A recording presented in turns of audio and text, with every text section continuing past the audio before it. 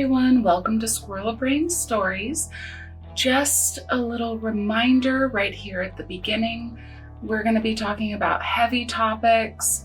Please make sure to take care of yourself, reach out to a friend if this triggers something in you. Make sure you drink your water, take your meds, and just maybe if you're not in a good place, today is not the day for this, come back to us later. Hello, everyone, and welcome back to Squirrel Brain Stories.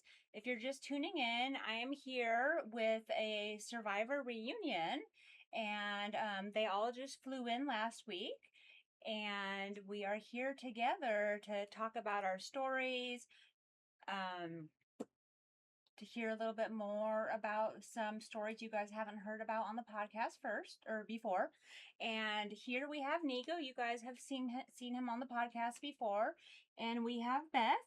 And she is new to the podcast. You guys will be hearing her story for the first time, her experience in the Peach House cult. And we have Theresa as well, and we will be going into her story as well about the Peach House cult.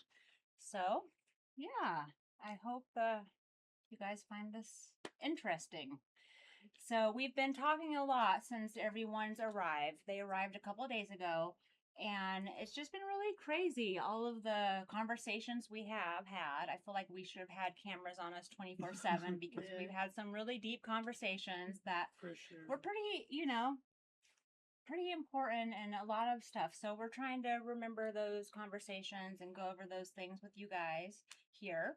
But in this episode, we want to go into some of Beth's story and some of Teresa's story and just kind of, hear what it was like from their take, from your guys' take, arriving and some of the things you guys experienced and who you are today and how you're overcoming and that what the healing journey may look like or things that you've noticed have piggybacked from the cult and that you have actively tried to correct to stop the cycle that we all have seen in our lives. So let's start with you, Beth.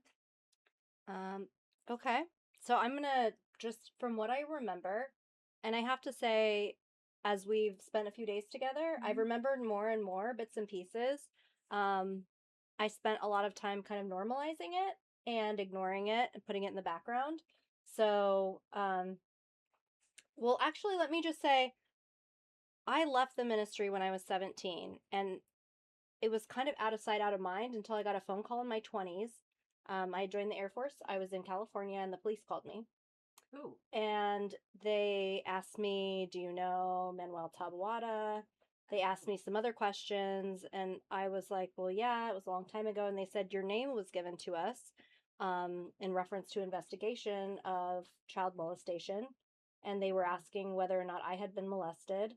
And they shared a bit about the investigation, and I was flabbergasted because a lot of what had happened I wasn't aware of. And I think a lot of it was happening while I was there, but because it wasn't happening to me, I wasn't aware of it. And then I later realized in processing everything that part of the reason it wasn't happening to me is because I was already earmarked for someone else. Yeah. So that kind of starts this journey back into it wasn't just like I grew up in a weird place to where did I grow up and what did happen to me? Yeah. And even then, after having that conversation and realizing that there was a lot more trauma and that it went a lot deeper, I didn't really reconnect with anyone else or process things. But it started that awareness. And I think from there, the journey has been very kind of backwards, forwards. It wasn't a direct line. But so now with that in mind, I'll go back to what I remember from the beginning like was when you first, how you got to the get and there. I think that's a big question. Like these, like this, it's like kind of covert. So then, how do people end up there? It's like it's like a Venus flytrap. Yes. Like how do people get attracted in the first place? So I was told that my mom was at the grocery store, and in the checkout line, she ran into someone from her old church.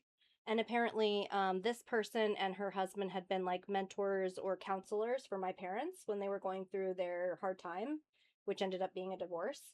And so my mom knew this person and trusted this person as kind of a spiritual advisor and a spiritual authority.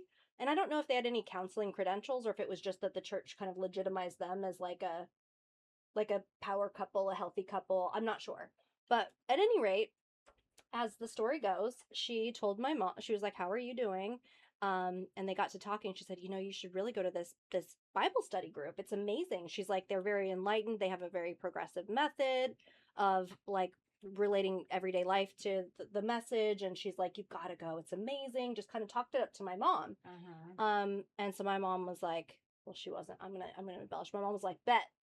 So, so she took Right. us. She took us. It was me, my mom, and my little brother. And I think I vaguely remember the first time we went because I was like, "Oh, church, yay, fun." Right. But it was the sermon was bilingual, so it was in English and Spanish, which was kind of fun and interesting to me because I'd never heard that. And there was a lot of music and like playing guitar, and Yes. I mean, it was different than like a traditional church. It was in somebody's kitchen. There was a big table. The minister was kind of up at the front with his little podium, his Bible and his stuff, and there's like random people. I'm kind of clocking the crowd. It's all folding chairs, so it was a different environment.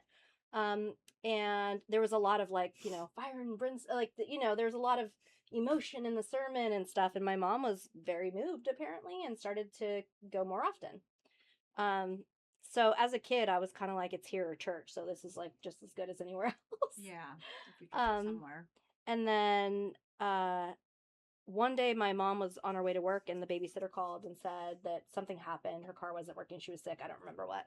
And my mom was like, "What do I do?" So she called the ministry and said, "Hey, could I drop the kids off this afternoon, my babysitter?" And they were like, "Yes, please bring them anytime. They can come anytime as long as they want. They'll study the Bible. It's going to be great." And my mom was like, "Oh, okay."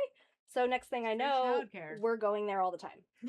And I believe this was in the summer because we were homeschooled, but I don't think we were really doing school. So we were going basically every day when my mom was at work, so like 40 hours a week. Wow. But then she would pick us up and we'd go home. Um, but my mom and I got into a lot of arguments and conflict. So it ended up kind of being like, "Why do you pick me up so we can go home and fight for a few hours? I can cry myself to sleep and then get up and go back to the ministry in the morning. Like, I'd rather Yeah. just stay there. It's more fun there." And my mom was kind of hesitant. I'm not sure her reasoning for why she was hesitant, like why 40 hours a week was okay, but overnights wasn't okay.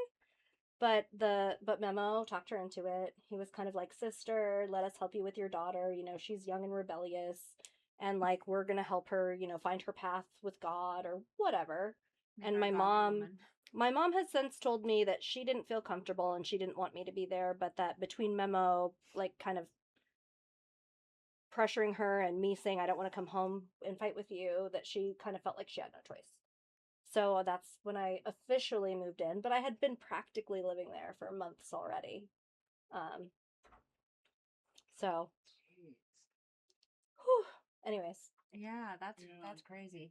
So yeah, I think I started living there first, and then once I was there, then you moved in. So what was your take on like it sounds like you were excited about hearing all the Spanish and like something cool to learn, because I remember you were really savvy and you picked up really quickly the Spanish, right? I don't think that I knew at that time, but I think I've got a little neurodivergence going on, Uh-huh. a little neurospicy. So I definitely, the, I will say, as an adult reflecting back, I feel like there was more of a sense of culture than what I was used to. Like, Community. the language, the community, the cooking, the kids, the sisters working together, like it was something new and different than kind of the Yeah. isolation that I had experienced at home. I mean, with two people versus a community of people. So I like, there were a lot of elements that I liked. There were elements I didn't like, but I was kind of willing to overlook that for the things like I could do that were fun. Like I can learn to cook and I can play Learn with some Spanish. babies and I can learn Spanish and Yeah. yeah. I didn't see kind of any red flags as an 11-year-old Well, I girl. mean, I don't know if an 11-year-old why would necessarily you? would. Yeah, I was And Why just that would like, wasn't your role. That's like a parent role, you know? The parent is supposed to see the red flags, Yeah. not an 11-year-old. okay, but I will say there's another part of it that I think I liked. That I was just thinking about this today. There was a lot of single men, young single men, and they were paying a lot of attention. It was like honestly, I like the young single men too.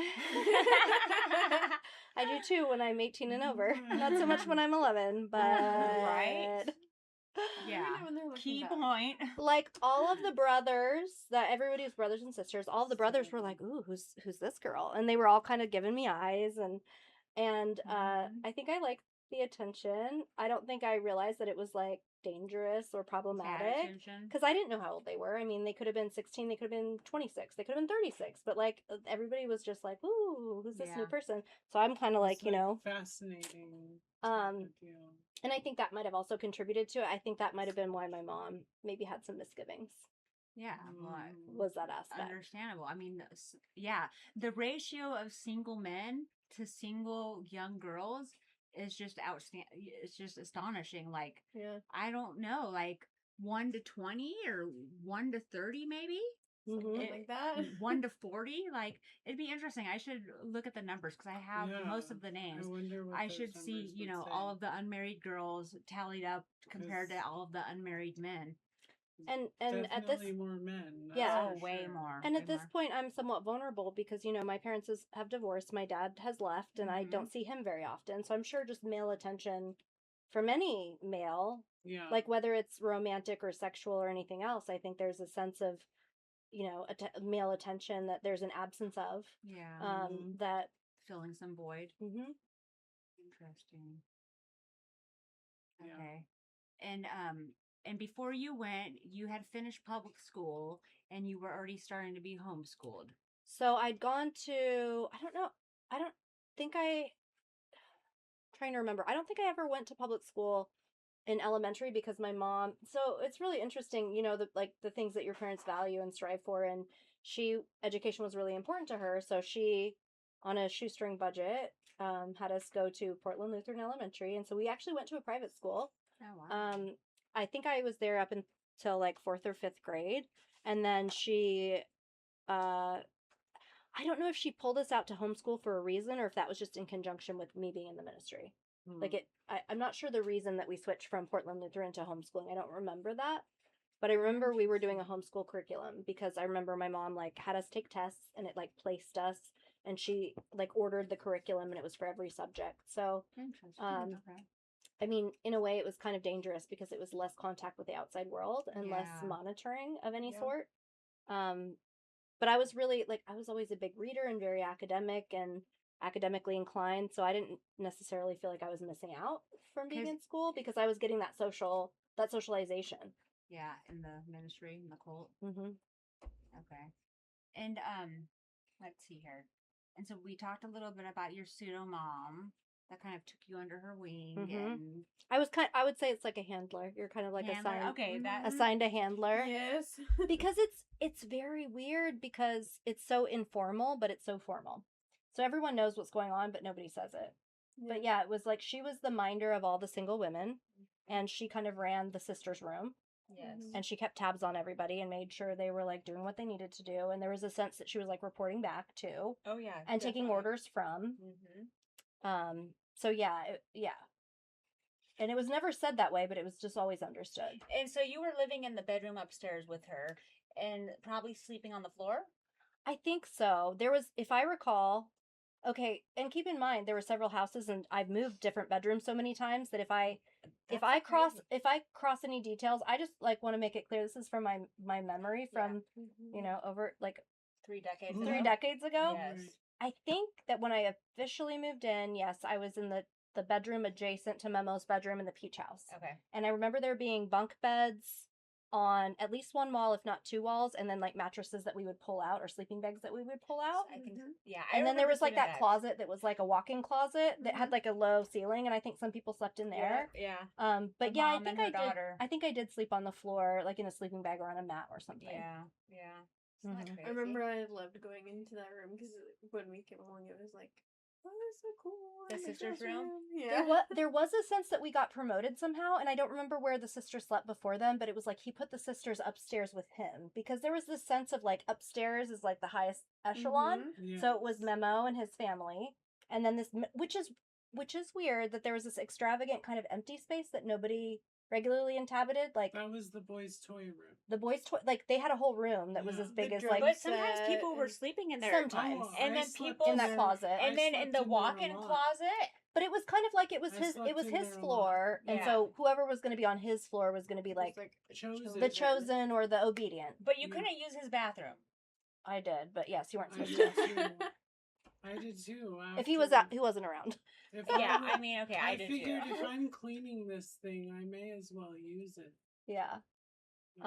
Yeah. Right? But yeah, there was like, oh, we get the special room. I mean, it was a room. There wasn't anything Nothing special, about it. Yeah. Yeah. No, especially Just that sleeping. it was upstairs. Yeah. Yep. And certain And people that's couldn't it. go up. Like, if you didn't have a reason to be upstairs, you weren't going to be You weren't upstairs. allowed there. Now, I will Yeah. say, from a now looking back standpoint, like you've got dozens of horny dudes, Yeah. and you're sleeping upstairs, and they don't have a reason to be upstairs. A little bit of protection there, just in the don't be up there. Although Right. that didn't protect you when you were waiting for the line in the Walking bathroom down the downstairs. stairs. Yeah. True. Yeah. Just walking down the stairs. But I also Yeah. think he controlled the access a little bit, because if you were in good with him, then you had more access. So it was kind of like, I have all these young single Girls. women up here with me. If you want to be in proximity to them, you have to be in good with me. Yeah. I didn't think about that then, but now I feel very like, yeah, there was some Yeah. psychological social hierarchy stuff going on. Well, and I feel like there was some monetary exchange going on too. Like 100%. the more monetary, the more tribute or, donations or whatever you gave to him kind of bought you more favor and grace true, with yeah. him, with God. Well, and he was pretty explicit about that in the Bible studies. He would like praise someone and be like, brother so and so, They gave The- without. yeah. So I They- got this is They gave till it hurt. gave to as an 11-year-old, the impression I got was there was some kind of an expectation that they should be giving a few hundred a month as like kind of the baseline, but if people gave more or double, then they would get recognized. They'd get like a shout out for extra Right. donations. Mhm. So there was like regularly like people that got called out for like, oh, brother so and so was, and in my mind I remember numbers, so I feel like he must have mentioned numbers. But yeah, definitely the people that tithed more were celebrated. Yeah. Yeah. And Yeah, maybe had for sure. access to Well, different things. all kinds of different things. Yes. Like there was a band, so the brothers that were tithing the most were selected as band members. They got to travel and go on, excursions. Go do shows. All kinds of different, I mean, like big and small, but social recognition was a big thing. So social praise, kind of stroking their ego, being Yeah. like, you could be, God is elevating you to take over. Like there was like validation came through memo, Yep. and he Mhm. doled it out like From God. for, Oh my God. but but again, looking back now, it reminds me of like training a dog. Like the behaviors we like, we give treats. The behaviors we don't like, we spank or we shock You or get we shut in the can. or you get cut in the, yes, 100%. Yeah. Mm-hmm. And yeah, it's just, oh man, so much. So at what point, so you're going about your daily stuff and like waking up at 5 a.m. and Bible studies, and you have chores, and you probably have a cooking day, right? Mhm. And then all the donations and sorting the donations. Did you do the phone calls to do phone service? Did you have your phone day? Yeah. So actually, I don't know. I think I must be like entrepreneurial or hard worker. So I was like, this is awesome. I get to be a grown up and do grown up stuff. Like I thought it was Mhm. cool. Like I remember You take days phone when calls? I would be the dispatcher. So I'd have the radio and I'd have the book with the codes in it. 10-4. And it would be like this donation. What's your ETA? What's your ETA? There would be this car is going to this pickup at Fuddruckers and they're getting bread and how much bread and we're gonna take this Where much we and we're gonna gonna take send it to it? Portland Rescue Mission, and yeah, and I always thought that was really cool and really fun, which I mean as a kid that's a lot of responsibility. Yeah, But it was a- coordinating I only donations. dreamed of doing that. Right, job. it was a job for like the compliant and the like you got better, like you scrub the toilets if you're The not faithful. not a good one, but the faithful get like the fun jobs. Yeah, like Mhm. you're responsible. Yeah. I remember that about you being so responsible, and because I could never form a good habit to save my life. I just I'm too ADHD and all over the place. And when I was a kid, I feel like it was a lot stronger. I remember you had the nickname Winnie the Pooh. Yeah, because I was just being like, oh, Following the butterfly. That's right, yeah. Follow the Remember? butterflies. Yeah. But yeah, I didn't know you didn't do dispatch. But I remember it was like a coveted job, and I didn't do it like all the time. But when I got to do it, I was like, I think I had 1 day a week. I want to say, I think once I started, it was something I think like a that. lot of the women did. yeah. Oh yeah, I think it was a woman's job. For It was sure. a Yeah, woman's and then the job. men's job was picking up Picking the it up donations, and dropping and it then off. we'd go in and sort too. And the disposals and Yeah. the cooking. Yeah. Mhm. How young? And so this is going on daily life and trying to fit your schooling in when you can. And luckily, you had your mom as like your excuse, like, hey. I haven't done school in a few days. I need to spend an hour, or else my mom. Like, that's awesome that you had that, because that probably really helped out. Otherwise, they would have just done whatever they wanted to Yes. with your education, because no one cared about our education, I think Memo more or less assured my mom, like, we're going to take care of Beth. She's going to do her schoolwork. I know that, like I said already, my mom was on a shoestring budget, and she somehow, like, made ends meet to send us to a private school because it was important. So I know that that was part of the reason that I had the freedom to study, and my mom bought the books. So there was a Okay. kind of like, you've got to do your schoolwork or you're going to get in trouble with your mom, and maybe she'll pull Yeah. you out. So it didn't occur to me at that time, like, what is everybody else doing for school? Or does anyone else have curriculum? Right. Or what grade are they in? Or none of that. Like, it was kind of like, keep your nose down, mind your business. But looking back, I remember schooling being kind of deprioritized across the board. Oh yeah. And again, like, I'm a special education teacher now, and I'm like, there were kids. How old were they? When did they learn to read? Like, it was very much like, we'll teach you a few things when and if. There wasn't and it's important from learning development. Like, our brains are more porous. We're more able to learn at certain ages. Yeah. Like, there's developmental benchmarks. So just being like, we'll teach you to read when you're 10, at 10. Yeah. Like, but Memo's kids, it was very much like they needed to be doing their grade level stuff at the right time. So I remember going to the Christian bookstore, which was like in Oregon City. Pilgrims and Pilgrims. I think it was in Christian I want to say it Supply. was in like Southeast. I don't remember where, There but I was- remember Okay. it being it was like a mausoleum of books, and I'm a book nerd. So I was like, "Oh my god, curriculum and books." And like we went and we picked out their books, and I remember sitting and like going over like the letters, the alphabet, the sounds, phonetics, blending and stuff. So I was doing my schoolwork, and I was also tutoring his kids. When you're 11 years old. I think, Well, yeah. you- I mean, you- so, you yeah, were- somewhere you I were think a by little then bit you were older about at that 11 to point. 13, so it kind of blends together. But yeah, That's but from a very young age. And again, I felt Very like young. I felt special. Like, they selected me. They see that I'm studious in my schoolwork, and they've selected me to help their kids. I'm like trusted to make a difference. I felt really good about that. But at the same time, there was also that social hierarchy where like there's the good and the bad, and the haves and the have-nots. So every time I like got something or got a privilege or got access, I was like, what about her or him or them? And like, it kind of, I feel like it drove wedges between Yeah. all of us, Mhm. because I wanted to be good and do good things and make an impact and be rewarded, but I also didn't want to be like separated from my peers. And it kind of was, it felt like that. I think it was built to be like that and to precisely do that. Kind of like, oh, well, Beth gets all the, you know what I mean? It was to like create a wedge. you're in an and impossible conflict. situation. Yeah, that way the It was tattling. engineered. It Yeah. was engineered. I had a lot of guilt for whatever like perceived privileges I had. I had a lot of guilt for it. Really? Yeah. Well, and I think you always, like Niko said, I think you were, a lot more responsible because you and I are only 5 days apart, and then there's my brother. We're 2 years younger than us, and then and there was like 4 of us. We were all pretty much the same age. But I just want to say, some you of us- always seem to have your shit together. yeah, like more Yeah. mature. The mask is masking. So I think that in conjunction with that, with the fact that you were more responsible and more mature, there were more and different expectations from you.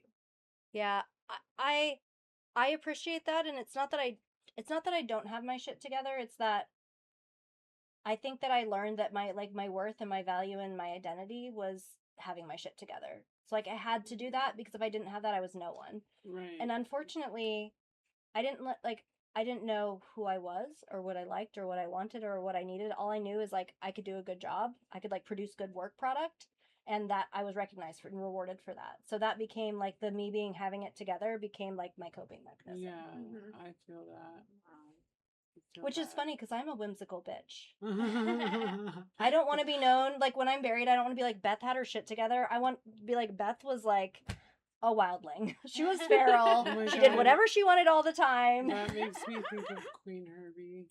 Yes, I love her. I Me got it from too. yes, of course, Queen Me Herbie. too. Props to her. She's an inspiration. But Wow, that's yeah. hilarious. So sometime went on like this where you were, just in the daily flow, waking up, doing your things, tutoring, going to bed. And at what point do you think it occurred to you that you were chosen for a specific brother? Okay, How did that all go about? the fact that you said that was the next thing, like coming up to kind of linking all these, like getting all these links together. There was a sense of, again, like I said, like all the men, all the brothers, everybody like giving eyes, like flirting, like it was.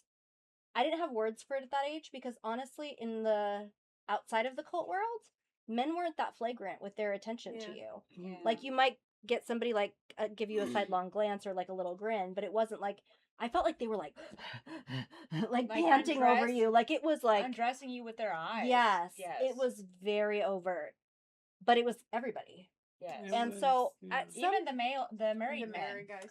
yes, yes, it was pretty much everybody. And again, as a kid, I was just kind of like, oh, people are paying attention to me. Like I didn't see it as You didn't know predatory. what it was. I didn't know Well, anything because at about that age, sex or you weren't supposed Yeah. to. I didn't know like, oh, these guys are objectifying me. They want to get in my pants. Like I didn't know. Yeah. I Well, didn't I know. mean, I how was were you very supposed sheltered. to? My Yeah. mom is super religious, so before the ministry, even before the ministry, I was super sheltered. Yeah. I didn't know. I don't even think I knew the names for anatomy. I don't even know if I knew what was in. Like I didn't know. I didn't know anything. I didn't know anything. And you weren't expected to. I mean, at that age. So there was one particular brother, that I think like I preferred to some of the others, maybe. And he also was praised all the time as being very generous with his tithings. And I don't know if this predated, I don't know the timeline, but we were in the band together. Now, I don't know if the grooming started before or after the band, but I know at a certain point it was like he was kind of given the green light that he was like allowed to spend time with me. So it would be little things. It would be like after the Bible study, like he'd help me like fold up the chairs. You know what I mean? Like it was just these little opportunities where we had like a few minutes. And then I think that intensified when the band started, and I think that was later. I think the grooming started far beyond then. I remember like Memo would be like, "Oh, we're going to the coffee shop," or go, "Oh, hey, brother so and so, you come, and sister Beth, you come." Like he would often position us in the same like place together, and so we would go on little errands. Like he just like he could tell that we liked each other. Like he could tell there was a little bit of a like, and he was one of like the good ones. So it felt very much like, okay, I'm gonna pave the way. I'm gonna make this opportunity. So he'd like sit in the back and I'd sit in the front. He'd look at me and I'd look at him, like little stuff. But it was like he kept making opportunities for the proximity, like on a regular basis. And how old do you think you were at this point? But I mean, I think it started pretty early, but so maybe the first day that I showed up, I was 11. So maybe this was closer to 12. Okay. I moved in sometime between 11 and 12. You know what I mean? So probably like around 12. Okay. But I honestly think it started when I was 11. I think it continued to intensify. Because I over remember time. when I moved, after I moved in and I I met you and I understood who you were. I remember seeing the flirting from that person happening with you, and I was like, huh, this is interesting. I remember we moved in when I was 12, and when And we're 5 we days moved apart, in, so exactly. It was already Beth a and parent. Yeah. That's Like crazy. the names are synonymous together. Yeah, it was weird, but like all the brothers were like interested. I feel like at a certain point, I feel like I don't know if it was my idea or if it was their idea. All I know is that like it got co-signed somehow and it got encouraged. Wow. But I mean, which it should have never because of the age. Like, yes. So I had to ask. So I had to ask our son because I don't remember. I was like, "What year was he born?" And he was like 75. I was born in 82. So he's 7 years older than me. But I didn't even, I couldn't remember how many years older than me he was. So if I was Wow. 11, he was 18. Wow. Yeah. So in their eyes, coming from, you know, Hispanic culture, like this may be more common, you know, a 12-year-old and an 18-year-old, you know. 11-year-old and an 18-year-old. I 12 mean, sounds a little better, right? I know it does. It does. No, and just those few extra months. I think there is, and I that's one of the things I've really tried to look at it from every side, from my perspective, his perspective, other people's perspective, because I want to understand things. I want to I think Rubik's that's cube. Yeah. I want to understand why things are happening, and there was definitely, at least the lore that we were given is like, oh yeah, in Mexico, quinceañera, girls get married young, 13, 14, 15, you know what I mean? So it was normalized. It was normalized as, you know, if God has appointed, you know, you together and he's Whose going to man make you, to stop? it wasn't And like why this is wait? creepy and inappropriate. It was kind of like, we're doing it in a godly way. It's God's will. Yeah. Mm-hmm. And again, I don't even know if I knew how old he was. So I don't even know if I knew it was weird that it was That how yeah, an even adult his and a age- child. Yeah, if you didn't even know his age. So lucky me, I got earmarked for him. And so in the meantime, I was then, I think everybody was kind of told to like either explicitly or implicitly like back off of Beth.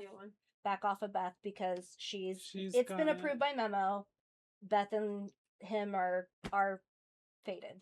I feel like that's similar to what happened to me because once, you know, they had told me that was who I was marrying, no one really, I mean, there was a couple guys that would like grope and stuff like that, but no one really ever tried to make any advances or try to do anything really bad with me. And I feel like that did really, it was because they're like, hey, no, this person's marrying him. I feel like that probably was a factor in it. Mm-hmm.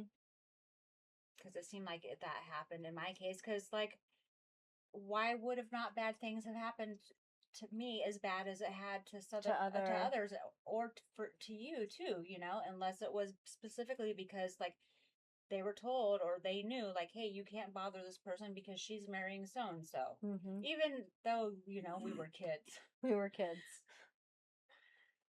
That's crazy. That is crazy. So, okay, so that situation became aware, and you guys knew that you were going to be marrying, and you're the whole time thinking that this is your choice, right? Oh, yeah. I remember thinking, like, I kind of got one of the good ones. Like, because some of the brothers were creepy. Some of them were handsome. Some of them were, like, I don't know. They all had different vibes, different talents, different personalities. And I feel like out of the options, I feel like, I mean, there was like a genuine, like, I was more interested in him than I was in others. And so I kind of felt like, well, and he seemed like a genuinely good Like, guy. he seemed like he was nice. and to be honest with you, I think he probably was one of the nicer, more genuine people that were there. He had a sibling and some family connections that brought him up. So I think in like certain ways, I think he was brought from Mexico as, again, an 18-year-old. And then I found out later, or I was told later, that he'd been up before to earn money for his family who were struggling, sent money home for a number of years, went back to Mexico and came back again to earn money. So I think in a lot of ways, like, so he must have been really young. Really young. Because if you were meeting him and this relationship building when he's 18, like, dang, how young was he when he came up the first time? And so the person that told me that was our son, that told me there was and I don't know if the first time he was in the ministry, he was just somewhere, but that he'd been to the U.S. before that time. And his older sibling was part of orchestrating him coming to the ministry because his older sibling lived in the ministry. But there was a whole thing with him. And this is the thing I have to acknowledge. I don't know what the men were being told. Because they're like, in Mexico, you know, handshake agreement with some guy and his 13-year-old daughter, that's normal. Like legitimately, it didn't feel like he was being predatory towards me. It felt like he was like, you're a pretty girl and I like you. And I think a lot of his mindset was kind of juvenile too. Like, I don't think he was savvy to like, ha ha ha, I'm 18 and I'm getting, like, I didn't feel like get that. papers through her. so it's kind of weird because obviously he was much older than I was, and he had a lot more power in the situation. Yeah. But it didn't feel like he was trying to abuse his power, but he was definitely like being enabled. He was like, here's the charcuterie board. What do you want? And he's like, oh, I want this. You know what I mean? Like it was kind of Yeah. like set up in a way. And then, many years later, as we process, well, we'll get there, as we process things, I told him like I was a child. And he couldn't understand that I was a child and that I couldn't consent or understand. I wasn't mature enough or emotionally like to Yeah. be. I'm like, maybe you didn't mean to take advantage of me, but you did. I was a little kid, and like that didn't register for him because he's like I was too, Yeah. and everybody was telling him it was okay. You know what I mean? Right. So like it was enabled from both directions, and there was nothing telling him like age difference, power differential. Like there was no There wouldn't accountability be. from Yeah. yeah. And I That's yeah crazy. yeah. Wow. It's just so much, man. It's crazy. So okay, so you guys are starting this, thing, and then how does it progress? So oddly enough, things kind of got more serious, but at the same time, so my parents were divorced, and I did have visitation with my dad every other weekend. Okay. So every once in a while, I got this little like glimpse into everyday life. Real life, yeah. Yes, and some. I don't know the timeline, but I had step siblings that were more worldly and older and cooler than me. So there was a point in time where I was like, you know what? The ministry kind of sucks. It's kind of boring. I kind of want to be worldly. Maybe I'll go to hell. I don't know. So for however reason, I convinced my dad to like, hey, I want to come live with you. Okay. So I went and lived with my dad for a couple years. Well, that's a whole nother story. But I had a hiatus from the ministry. Okay. And I was, that was around the ages of 13 to 15. So between those ages, I made friends, I smoked cigarettes, I drank alcohol, I kissed boys, like I did the things. And then at some point when I was 15, I came back and for a visit. I think that was when we had just moved in, to be honest with you, because I remember you being in the Dixon's room taking off your acrylic nails. I don't remember that. So I we know. were 12. Yes, we were 12. We moved in March of 94.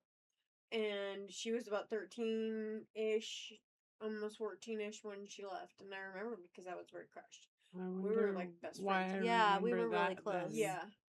And I remember I was told, well, Beth is gone, move on, and so I was just like we were all expected to forget Beth Like was ever because I went existed. into the abyss, Yeah. the darkness. So we had been there, I think, by about 2 years. Okay, yeah, I know. Or a year and a half. It's 2 very years. weird when we all talk because it's like we all have this timeline, but I have a gap that nobody else has, and it's hard because the before and afters sometimes blend. Well, and Yeah. I have that weird gap too because Pre we and moved post-ministry. out. Yeah, we moved out of the Peach House, and then we ended up renting that one house And I was your roommate where there. you ended up being a roommate along with someone else from Primo's house.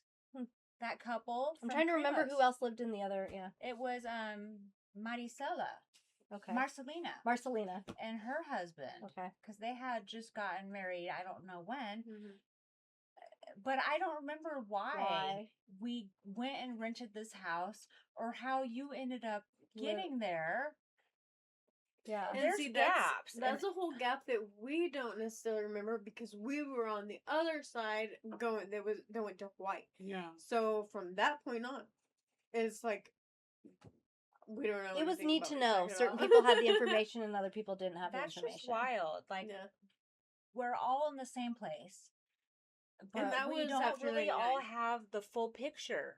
Because there were people that were, the elites that got information, and us little minions, were very isolated even from each other and not really even knowing what was happening with each other. Yeah. I got a really clear sense that I don't know if this was from me being around him or my intuition or a combination of clues, but I got the sense that he would be like, yeah, Angela, Niko and Beth and Theresa, they're really struggling. You're the sister that can bring them up. I trust you. You're my person. Like, you got to do this. And then he'd turn around to Teresa and be like, Teresa, Angela's fucked up. You gotta be like, I feel like he would turn everybody against everybody. Yeah. And so everybody was like, oh, I'm the hero in this story. Yeah. And like, I think I saw him do it to a couple people, and I like started connecting dots that he was doing it to everybody. So everybody distrusted everybody all the time. Yeah. Which That is one of those definitely things as an adult now that I like look out for as a red flag for people that say one thing to one person, like play people off of each other. Yeah. It's a huge red flag for me in terms of like toxic culture. And the that, trust, too. Oh, Yes. but it's not that uncommon. I don't think it's always No. weaponized to that extent, but I've seen it in work environments. I've seen it in personal relationships that like I'm gonna like literally play two people off of each other, and the only one they trust is me. You don't trust her because I've told, oh, Teresa doesn't like you and she's struggling, and then I tell her that about you and you that about her, and And then so you guys drop the communication because there's really not that trust there anymore. Right. And then you Pretty both soon come we to me and you both go, you're trust right. her. You're right. I have seen Teresa doing that. You said that to me and I do see it now. So it like She's hiding something. yes, Mhm. but Yeah. he was doing that to everybody all the time. Yeah, no, I know. How does he ever keep those things straight? Like, have any of you guys ever wondered, like, He was how an did intelligent he person. manage to keep those know. lies and those little deceits He's a straight? very, as much as I hate to say it, he's a very intelligent person. Do you think he Well, kept like a notebook I of was his just notes? gonna say that. He did keep notebooks. And I mean, a lot of it was scripture, but yes, like... He doesn't. Okay, this is my theory. It's a theory. Take it with a grain of salt. I don't think he needs a notebook. It's a playbook. It's not. All it is when I'm with you, I'm going to praise you and bond with you and cut everybody else down. And you can apply that to anybody you're looking at, anybody you're sitting in front of at any given time. You don't have to remember. You have to remember when I'm here with you, you're the good or better one. Somebody else is the lesser one. Let's talk about you and them. You and I know that they're lesser than you. And you just repeat that with every single person you talk to all the time. That is There true. was There so- was a lot of that. But It's there was just also a but lot it's of like a There was a manufactured lot of lies. Yeah. lies. Like, how do you keep those straight? Like, Beth did this. But does anybody know how, like, I guess if everybody has two puzzle pieces and it's a 100-piece puzzle, how does he have to keep it straight? He's the only That's one with true. most of the That knows the pieces. full details. Yeah. Yeah, there's enough lack of information that there's plausible deniability for him at all times. And if you have enough pieces, you're probably the one that's supplying the hints of what you were told in the begin. If you have enough pieces, then you're gonna be put on the in the Chopping town board. square, The and you're gonna shame get fruit, wall. thrown at you, rotten fruit, Mhm. until you bow your head and don't question anything ever again. And I do think that was like the radar he was always scanning for, is like dissent or questioning. And anybody that was dissent or questioning got cut down really it's funny fast. because they want to promote dissent and questioning when it comes to pagan ideas. Do you remember the story of Daniel and the lion's den and the other prophets who wouldn't bow when Nebuchadnezzar commanded them to? I But- don't remember. I try to block out anything Bible related. Well, see, it's all burned into my brain. Yeah. And as It's much 'cause it as was used as a I've punishment to us. tried to over the years, like I just remember, it seems to be one of my curses or blessings, or I don't know what to call it, because I have a very vivid memory of things that happened, some more than others, but it's there.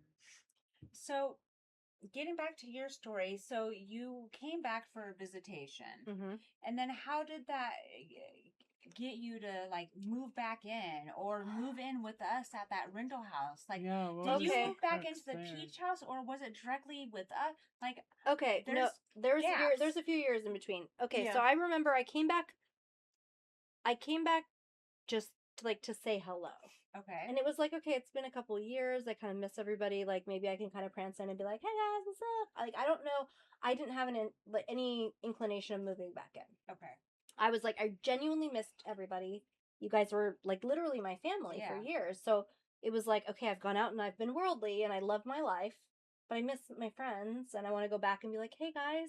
And it was like a intervention. It was like Memo, the lead charge sister. It was like everybody was like sitting me down and being like, Sister Beth, like we need to save your soul. And have you done this and have you done that? And like, we don't want you to go to hell. And like, I don't remember the words, but it felt like such a sense of like care. And I was like, oh gosh, you're right. I did watch these R-rated movies. Maybe I am going to hell. Like they made me question like my sanity to Oh my the extent God. where I was like, you're right. I am going to hell. You're right. I have done bad things. If I don't cut that off and come back now, like I'm going to hell. Like I had, I know this is weird. I had a horse. His name was Dakota. I loved remember him. I used to him. ride him every day. Aw. Like I had a lot. Like I had a life. I had things that I loved. I had friends. I had good grades in school. Like just because I smoked cigarettes and like did naughty things doesn't mean I was like in debauchery. But no, Yeah. they swooped in and they really made me question my morality and my ethics. And at this point, I'm 15 years old, Okay. and I'm just like, okay, yeah, if I go back there, I'll probably go to hell. I need to cut off my ties with the world and move back in, which is wild to me. That, and I think there was that, but then I also remember, what about La Mer, and what about, what about these people, and what about your friends, and what about your family? Like So they probably dangled the they boy dangled. that was There was grooming you. it was multifaceted. It was Okay. it was like guilt and pressure, and it was reward, and it was all of the things, and it was so heavy and it was so intense, um that I was just like, yeah, I'm gonna stay. And I like never left again, never went to go visit my dad, like never. Wow. And what did he like? What was his take on it? Was he upset about that? Was he hurt? I Or... think he just connected the ministry to my mom. I don't think he saw it as separate from my mom. I feel like he saw it as my mom was in charge, so if she left me there, that was because of her. I don't think he acknowledged the ministry as like being. I mean, he definitely thought it was creepy and weird. He definitely had questions, but there was so much conflict between my parents that the ministry didn't get its own like segment. It was more so Okay. like, The parents. yeah, it was more so like everything my mom did and said was bad, so this was just one more thing she did. It wasn't as if this was its own isolated like huge issue. Okay. And I mean, and that's a more complicated story between my dad and my mom, but either way, he Yeah. was kind of like, wash my hands of it. She's not my problem. Wow. Yeah. So And okay, and so after that, then he left you there. So then you moved back into the Blue House probably at this point, right? okay, wait, yes, but I want to backtrack 1 second, Okay. just because it's relevant. If any of these people I'm leaving something out. I'm not meaning to leave it out to be like deceptive. So I moved in with my dad. Quickly got kicked out of my dad's house. Okay. Moved in with my best friend. Okay. And lived with her family. Okay. And they were the ones that bought me the horse. Okay. So my dad had kind of already washed his hands of me before I ended up moving back. Okay. And the family that I was living with was very loving and supportive and very heartbroken that I'd moved back in the ministry. So my dad was like, already didn't care. Okay. They cried. I remember.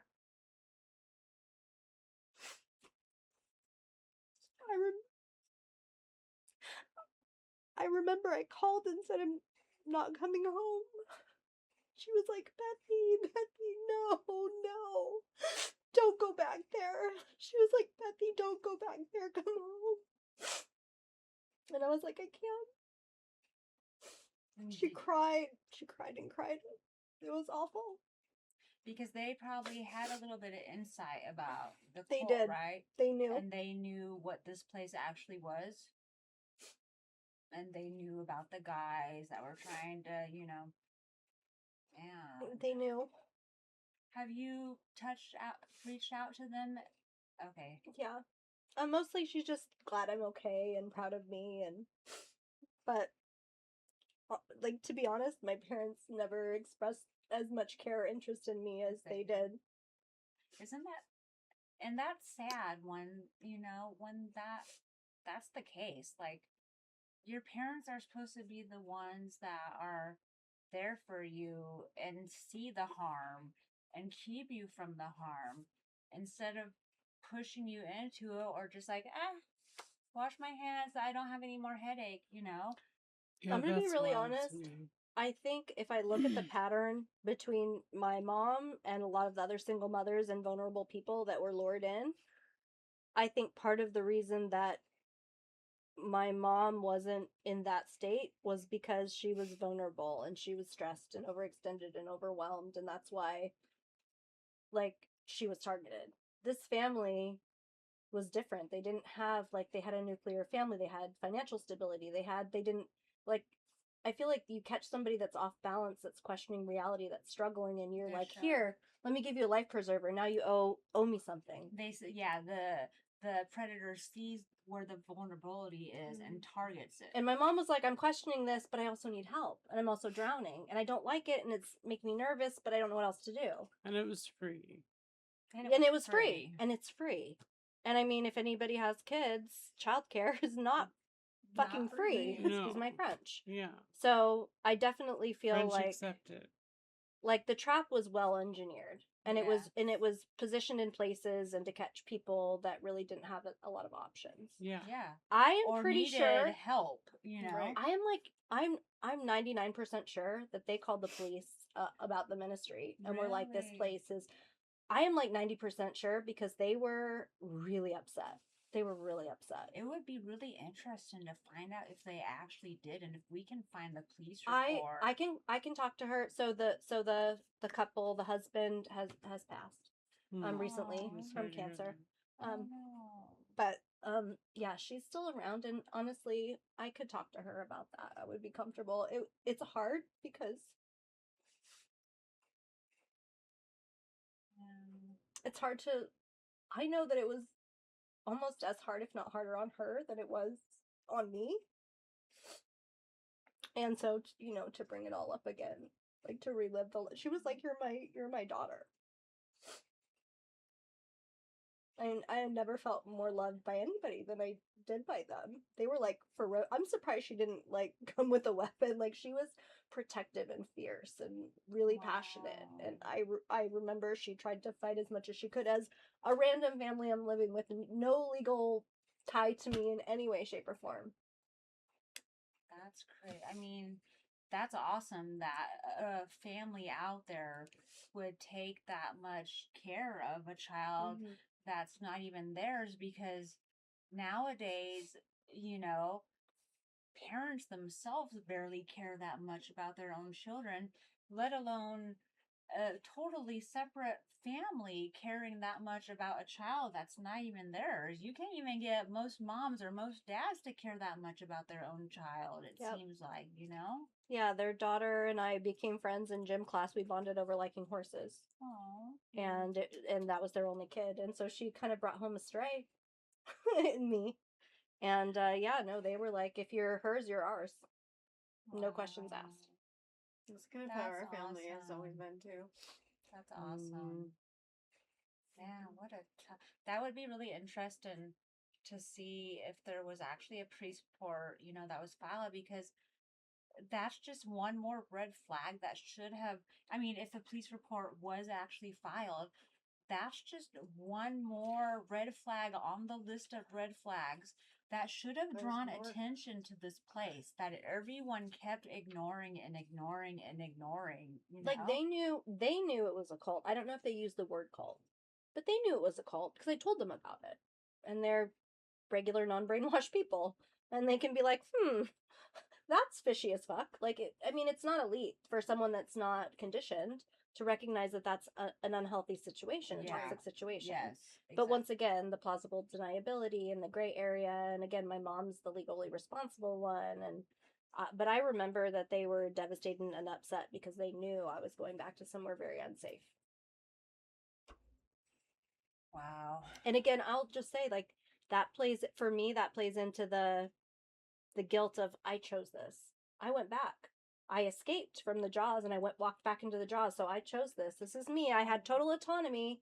I chose to go back. I must have liked it, which No. like in a child's mentality. Yeah, yeah. The fact that it took me until I was almost 40 to even know that I was human trafficked and groomed as a child bride. Yeah. I didn't even know that because I thought I chose this and I had choice. Yeah. Mhm. Because that's how they make you think. They make you think that it was your choice, but it was all manufactured and planned from the very get-go, from early on. Once they saw that you were moldable and they had the power over you, then that's when the claws sank in and they knew that they can do what they wanted and you weren't going to struggle and fight. Neither was your mom or your father, you know? Well, and I have to be honest, my mom was probably like, I don't know what Beth's doing in Salem. Maybe the ministry is better than Salem. You know what I mean? Because my Yeah. mom's very religious too, even though she may not be cult religious, she's still religious. She's probably like, "Oh, Beth is listening to pagan music." But I mean, obviously I'm making a lot of assumptions here. Yeah. You know, Beth is dating boys. Beth might be smoking cigarettes. Beth might be doing bad things. Is Beth better off there or in the ministry? So I think, you know, there is a little bit of that. I mean, I was questioning it, my sanity and myself and where I was supposed to be and what I was supposed to be doing. So I'm sure my mom was also like, where is a better amongst two different not perfect places, which place is the But that worst? also has to do with the brainwashing Mm-hmm. and the mind control that Memo had and the pressure and like no kid should be able to or should be put, you know, that's not responsibility for a kid to be able to discern. Like if you're being brainwashed and they're like you're going to die in hell and your soul is going to rot and burn, like that's fucking scary. No. What kid would not comply? I want to be honest. I don't think that's why I came back. I mean, the more like I talk and think about it, I think that was one. I think we were pushing a bunch of different levers. Yeah. I think the lever that was the most was like, look at, you know, these two little girls. You used to be like their pseudo mommy. They're growing up without you. Look at your friends. They're here without you. It wasn't just like you're going to hell. It was like you're going to hell and you've deserted your family. You've deserted your friends. You've deserted people that need you. Like you know what I mean? You're like it was. abandoning You them. left a I feel like- bed-sized gap. I feel like the more reason that I came back was less about like guilt over anything I'd done and more like I miss my family and I miss my people and I did abandon them and I do Get want it. to come back and be with them.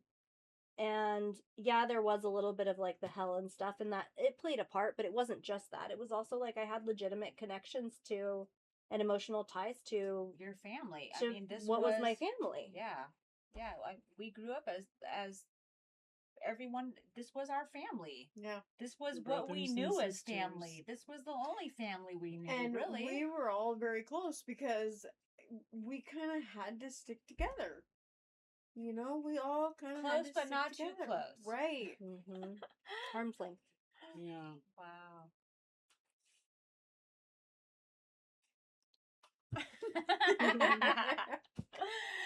Okay, so you came back, and then so you were at the Peach House, right?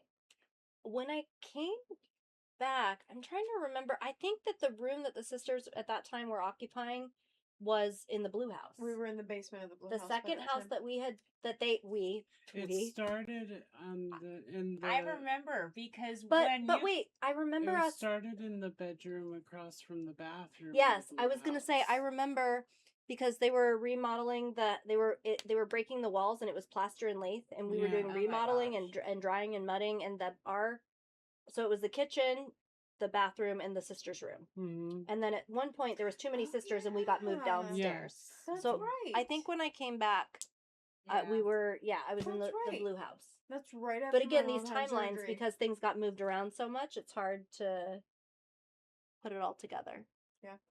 Okay, I think we're getting our time warning from Buck that it's time. I can use a break. Yeah, so could I. It's a lot. It's a I'm lot. a little It's a lot. It's a lot to too. process.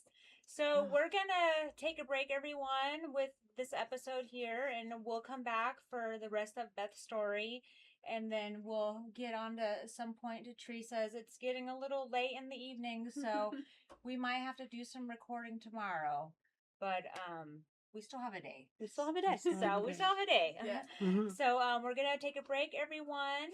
Thank you for listening to Squirrel Brain Stories. check us out on Squirrel Boy Stories on YouTube, Spotify, Apple Music. We're on TikTok. We're on Facebook.